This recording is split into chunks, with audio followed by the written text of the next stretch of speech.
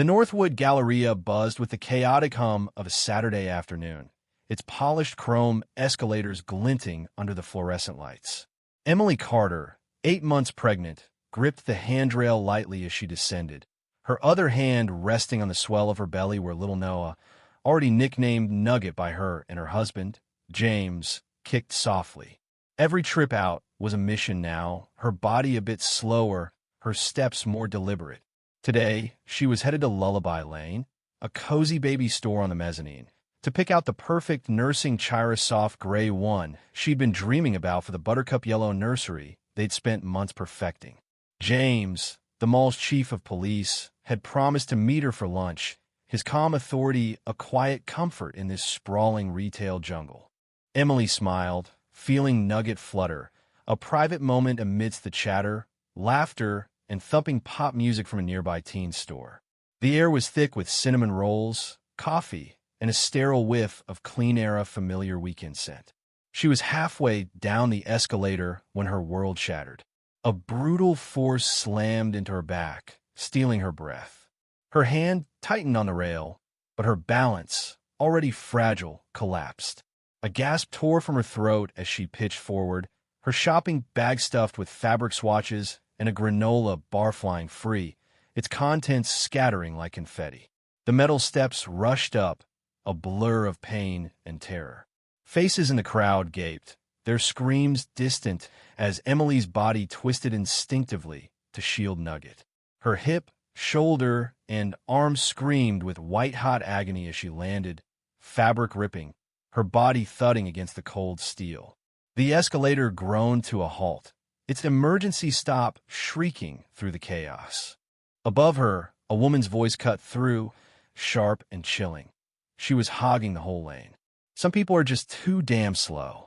Emily, sprawled on the marble floor, waves of pain radiating from her broken body, felt a horrifying wetness spread beneath her. Blood. Her heart seized, terror for Nugget drowning out her own agony. The crowd's shouts grew louder, footsteps thundering closer, but those words too slow echoed, petty and monstrous. "James," she whispered, her voice lost in the cacophony. In his stark office, James Carter was slogging through incident reports shoplifting, a lost kid, a parking lot fender bender when his radio crackled. Officer Sanchez, usually unflappable, sounded breathless. "Chief, code 3, central escalator, B-wing. Woman down, bad fall, possible push. She's pregnant." The words hit like a freight train. Emily. She was meeting him at that exact spot in 20 minutes. James was out the door before Sanchez finished, his chair skidding across the floor. His heart pounded, a caged animal, as he sprinted through Sayre VYC corridors, each turn an eternity. No, please no. Bursting into the atrium, the bright lights and noise assaulted him.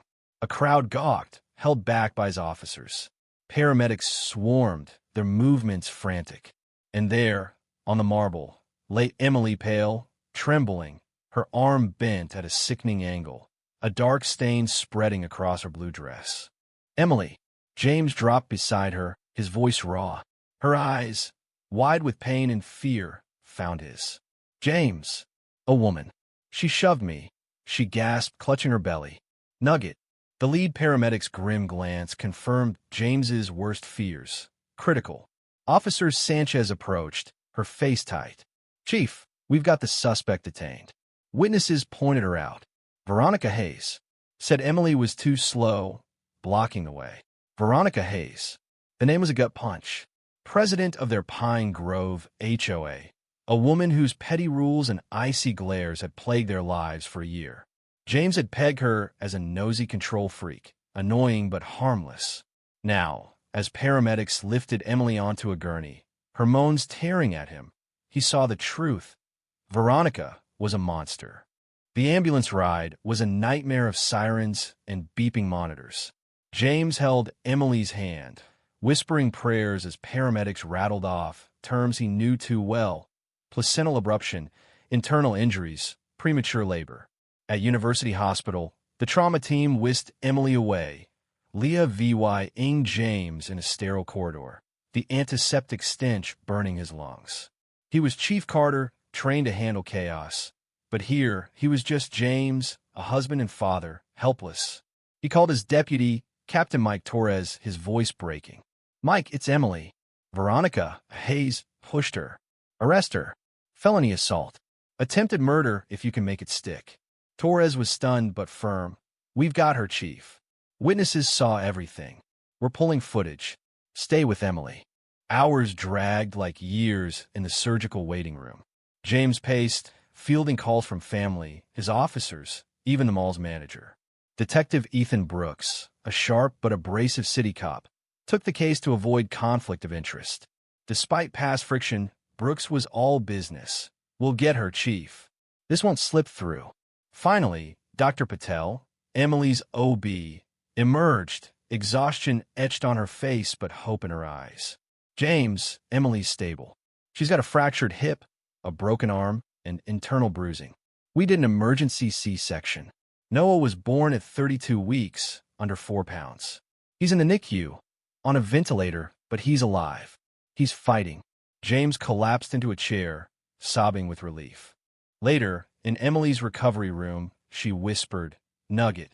So small." James choked back tears. "He's strong, Em. Like you." But her next words cut deep. Why James? Why would she do this? He had no answer, only rage and guilt. Had he missed signs?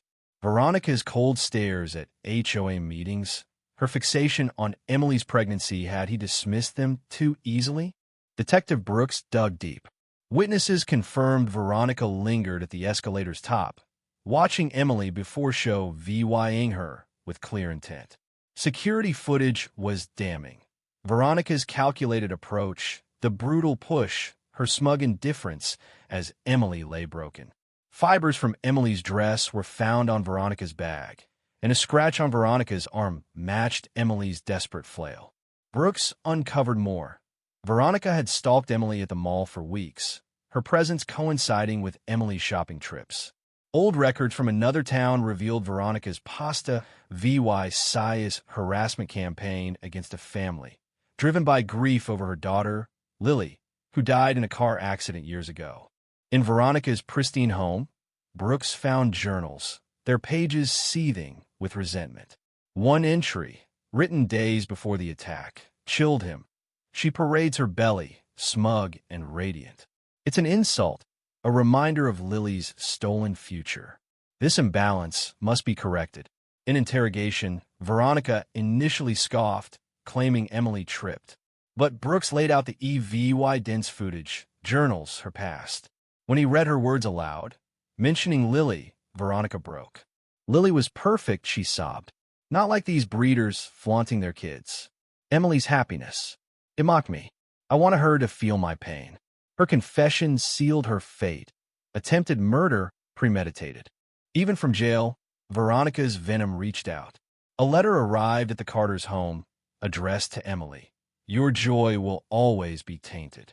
Every milestone will remind you of what I lost and what you nearly did."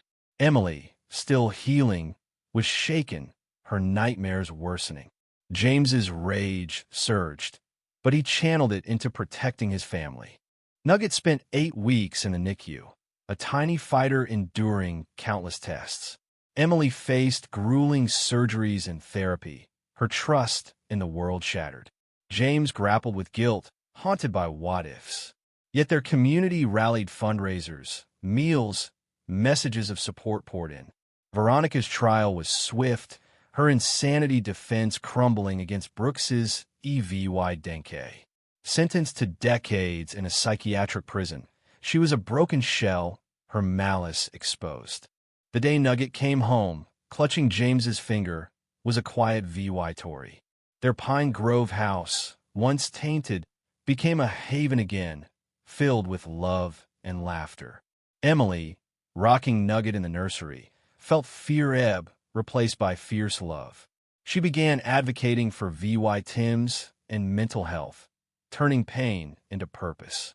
James trained his officers to spot danger, his mission now personal. Life wasn't the same.